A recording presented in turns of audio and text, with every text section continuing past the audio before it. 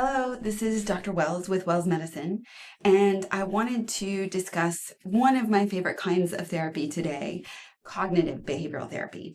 The tenets of cognitive behavioral therapy that I think are so powerful for patients and why I think it works so well with ketamine and nitrous and TMS and stellate ganglion blocks is that cognitive behavioral therapy really looks at a model of figuring out what your thoughts are. So that's the cognitive part, the thought-based part, which can be writing them down, journaling, workbooks, working with what thoughts you're having, and then kind of seeing those thoughts through the filter of what are thought distortions that are common for me? And I'll get into that a little bit. And then seeing your thoughts and then figuring out if those thoughts are true and if those thoughts are helpful.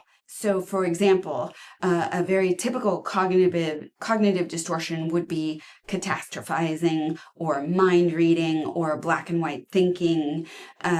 So if you're in a situation and you say, oh my gosh, my daughter failed a test, she's going to be a failure for life, she'll never get a job, this is a disaster, that's catastrophizing based on the one test, as opposed to saying, gosh, she failed this test.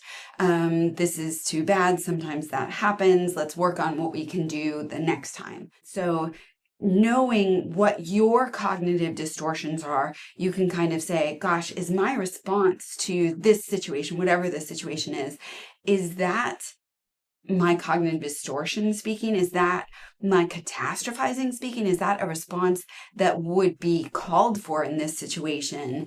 Are these thoughts, up to the level of whatever the situation is, or are they perhaps a lot more extreme than this situation calls for? And so if you know what your cognitive distortions are, it can be really helpful for evaluating whether your response to a trigger is helpful in that situation.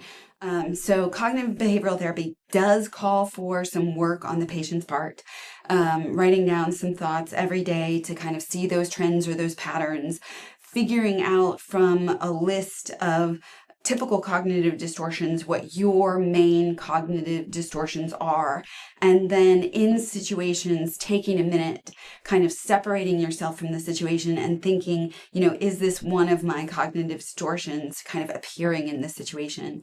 And so it does take a little bit of work, it does take a little bit of effort, but it really is well worth the effort that patients put in, because it helps us to see that so much of our response to situations isn't a brand new situation, brand new response every time, but rather typical situations in life presenting themselves in different disguises or different costumes.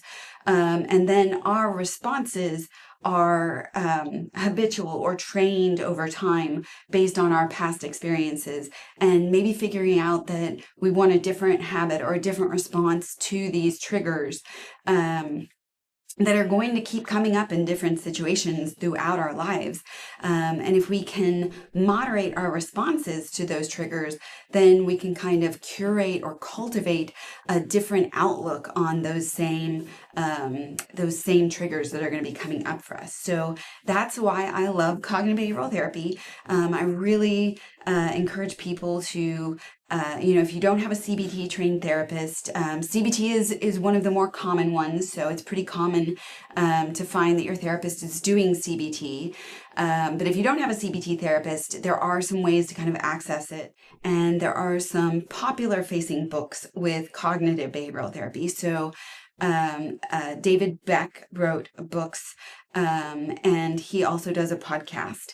And then there's the Feeling Good handbook and the Feeling Great, which is the update to the Feeling Good handbook. And those are some cognitive behavioral therapy books.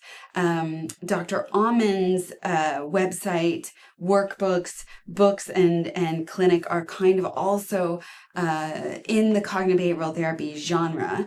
And one of the programs that I prescribe to all of my patients is called This Way Up, and it's an Australian-based program. And through the links that we're able to send, it's free, but it's a very low-cost program. But it presents the whole of a cognitive behavioral therapy program in segments broken up over 4 to 6 weeks. Very easy, very, quick and easy to learn, but again, takes some work on the patient's part as well.